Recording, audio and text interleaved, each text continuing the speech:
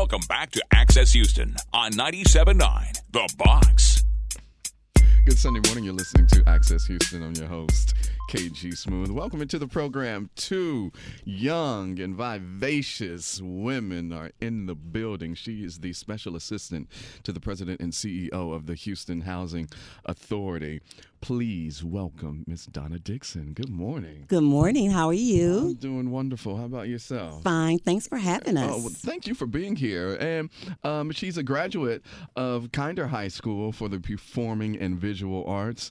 Miss Piper Hudson. Yes. Good morning. How are you? Good morning. I'm all right. How are you? I'm doing well. So tell us about what you all are doing over there at HHA. Well, first, break down what the Houston Housing Authority does, first of all, for those who may not know. For those that don't know, the Houston Housing Authority provides housing for low-income residents. Mm-hmm. We have two programs. We have our public housing program, which most people know about, and that is properties that we own and operate. We have 20 properties here in Houston. Mm-hmm. What comes to mind first usually is CUNY or Clayton. Those are our bigger developments. Mm-hmm. But we have developments all over the city. And our second program is the Housing Choice Voucher Program that everybody knows is Section 8. Mm-hmm. And that's a program where individuals will get a voucher and they can go and live anywhere they want. So anyone that accepts our voucher, they can go in, they can rent a house or rent an apartment. They don't have to stay on a property that we own and operate. That's what we do every day. Yeah. What is your feeling about, there's a lot of this going on when it comes to gentrification and trying to move low-income people out of where they are to rev up, big up that area. I just think I find it amazing that, okay, government, here you put us here. Mm-hmm. We've been here. Kind of try to make, something out of nothing. Mm-hmm. And then one day you wake up and you say, I want this property. I want this property back. I think that I can make the inner city look more like the suburbs, and it's more convenient. And so then you start to move low-income people out into the burbs or wherever, and then they're just at a loss.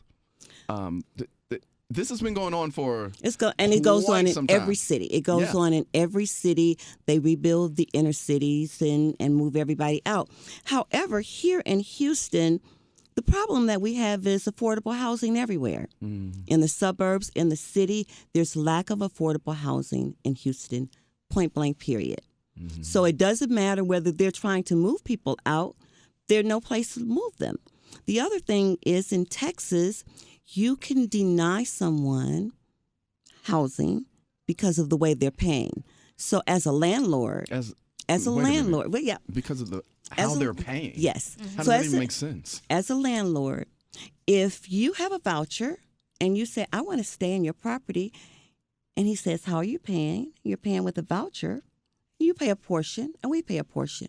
They will not accept that. They could say no. And it kind of reminds me of the way things used to be in the 60s when you would have in the newspaper, no blacks and no Jews. Mm-hmm. And so when people are advertising housing, sometimes it says no Section 8. And that's discriminatory no matter how you look at it. Oh, absolutely. And what I want to be real clear, sure. This is my opinion, that it's discriminatory. Right. It's discriminatory. I am from Chicago. And in Illinois, we have a law. If you have more than, I think it's 20 units, you have to take Section 8 vouchers. Mm-hmm. I think everyone deserves housing, and they deserve housing in places that they want to be, not where you want me to be. Right. I want to be where I want to be. Yeah. And so it's unfortunate that we have a problem with people finding housing. Yeah, thank you for that. You're listening to Access Houston, talking to Donna Dixon from the Houston Housing Authority, along with Piper Hudson, who is a graduate of Kinder High School and also a recipient of the scholarships program that you all have. So, Donna, tell us about this scholarship and why it's important that HHA and HRR are doing this and the goal of this scholarship. So now I'm going to switch hats. Yeah. I'm off of the soapbox about affordable housing. Yeah, and I'm going to get on the soapbox for the reason that we're here. We have an annual golf tournament every year. And the proceeds from that helps give scholarships to our residents. And they have to be a graduating senior with a 2.5 GPA or academic promise. And I want to explain the academic promise. A lot of times, students aren't doing their very best in high school. They may have stresses at home, but they have it inside of them. My daughter was a perfect example. She was smart, but she was bored. She was bored. And that's the problem with most smart children. They're not challenged enough, so they get bored. Just to give you a hint how smart she was, she's an engineer now. And in high school, she, did what she had to do. But in college, she excelled like crazy and got full scholarships. So sometimes it's academic promise. I mean, she had more than a 2.5 GPA because I wasn't having that. I know that's right. But we do have students that may have a 2.4 or 2.2, but you can look at their essay, look at their test scores, look at their recommendation letters and see that they just need a little bit of help. So what we do is the money we collect from this annual golf tournament, we give to students because what we want them to do is to break the cycle of poverty. And the only way to break the cycle of poverty, or the best way, is education. Everything is Everything education goes is back the to bottom line. I education. tell people, I said, the civil rights movement, at its core, it was about education. And just all to your point, because if you don't have a great education, then, you can't excel on. I mean, knowledge is power. Right. And education is something nobody can take from you. Right. You have that, and you should feel good about what you've done and what you've accomplished. So these young people, we try to motivate them. We want to give them an opportunity to go away to college. Many of them, they're the first person in their family to go to college. And can you imagine how proud a mother would be when that person graduates? Yeah. From college? Yeah. Can you imagine this 2020, almost 2020, and you still have first generations going to college? Yeah. And I think that we have a responsibility to help them get to college any way we can. So we select students and, they apply. And we select students to receive the scholarship. We raise so my goal was $40,000. Uh-oh. I have a feeling that the number was a lot more than what your goal was. Well, it will be. Last year, it was $40,000 and we raised $52,000. So this year is coming in a little bit slower, but I have faith. I know it's going to work out. And especially if I get a hold of you, I'm going to let you know what you did. It's going to get done. So, Piper, you were the scholarship winner for the Housing Choice Voucher Program and Carmen V. Orta Scholarship. Yes. What was it that made you want to apply for this? Well, my mom was looking at scholarships for me. Well, she was helping me look for scholarships because, yes, I got a scholarship from one of the top schools that I was applying to. I was like, it's not enough. Right. I still got to pay for housing and books and all of that. And so I was like, Mom, we got to find money. We got to find extra scholarships. And so we came across this scholarship. And she was like, yeah, go ahead, apply, even though, it was a lot of things happening, especially senior year. Yeah. Oh, my God. Trying to get it together. Yes. But I went ahead, applied, used the resources that I have at school, and gone ahead and mailed it off. And I was like, God, please. I need this scholarship. The school has, literally everything I need. Yes. And so I was just patiently waiting. And when you got the call or the email, what was it? It was an email. It was like, congratulations, Piper. You got selected for the Orta Scholarship. I was like, oh, my God. Yeah. Yeah. So I was really, and it's really helped proud. you out tremendously. Where are you attending school? I'm going to Loyola University in New Orleans. Yes. And you're going to study music, I see? Yes, I am. Okay, and to be a singer and a producer.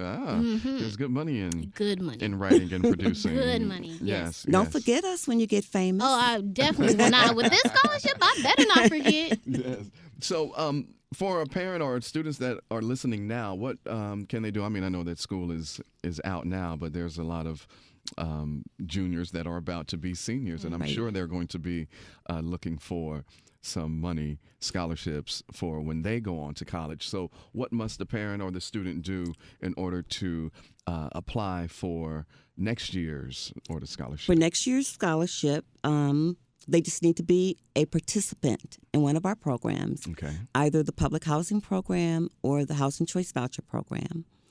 The student needs to have a 2.0 GPA or educational promise, write an essay, 2 letters of recommendations, and SAT or ACT scores. And we have a panel that reviews them. And I'm going to tell you a little secret. Typically, if they have all of those things going for them, we're not going to deny them.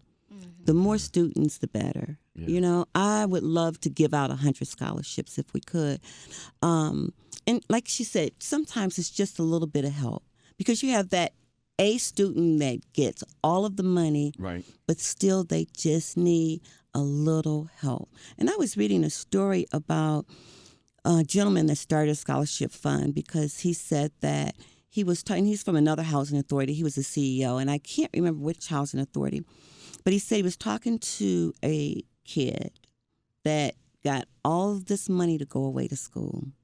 And the next year, when they were he was getting ready to go back to school, he's like, I can't go back to school.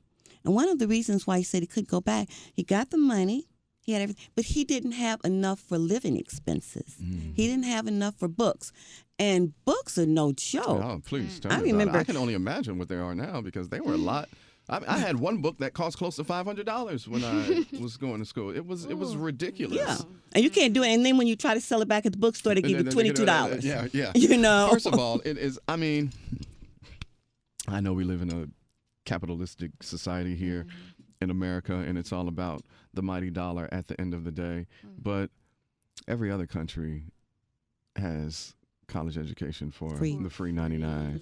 You know, and these institutions that are racking up all of this money, you know, it's just, my personal opinion is just greed at its finest. And then when you have an eligible student who excels academically and does everything right and doesn't have the money to, you know, get to go to said school, said university, it's sad. And then you have rich white folks who are cheating and lying and paying for their kids to get into these schools just so they can keep up with, you know, everyone else in their tax bracket. Is just, and the amount of money that these kids owe back when they graduate. Back when they're done. Like, you already have a lifetime of debt when you get out of college. So but that's a whole nother show that we can we can have that conversation on. And you all just had honored all of your scholarship winners last week, which also helped raise funds for the future scholarship winners. So good stuff, man. Congratulations. And congratulations to you, Piper, for and this young lady right here, you talking about personality, she is amazing. When I spoke to her on the phone, she was so excited and so happy. And I hope you will allow her to tell you what she is doing later on today. Oh, yes. So I'm leaving tonight to go to Taiwan for like a week. Yes, I'm very excited. What do they speak over there in Taiwan? Is it Mandarin? Mandarin. Okay. Yes. I'm helping Houston Children's Chorus. Okay. I'm an alumni, and they were like, "Oh, well, we need your help to come sing with the children." So I don't know. I'm like, okay, let's go get everything. So I'm excited to leave tonight. Well, that is amazing, darling. Yeah, be engulfed in that culture. Yeah. Take it all in and enjoy life. College is going to be fun. You'll be tried a lot. I cannot wait. You'll be tried. Know that. But I'm sure you're going to excel. Ms. Dixon, give that information where students can get more information on the Orta Scholarship. They can go to our website, www.housingforhouston.com.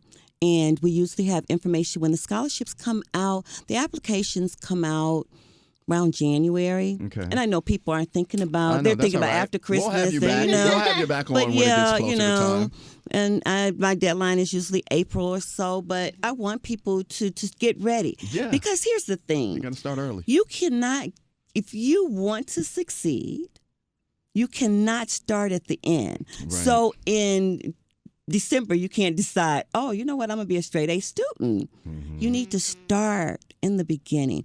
And this is not just for rising seniors. This is for sophomores and juniors, because everything you do today has some effect on you tomorrow. Yes, and for those of you that are listening, if you're about to be an incoming freshman, sophomore, or junior, those 3 years are the most important. Most important. Okay, when your senior year comes, by the time midterms hit, everything else after that really It's a does wrap. not matter. It's a wrap. You know, so be mindful of those freshman, sophomore, and junior years. Listen, Donna Dixon, the special assistant to the president and CEO of HHI. Thank you for coming on. HHA. You made that sound so good, though.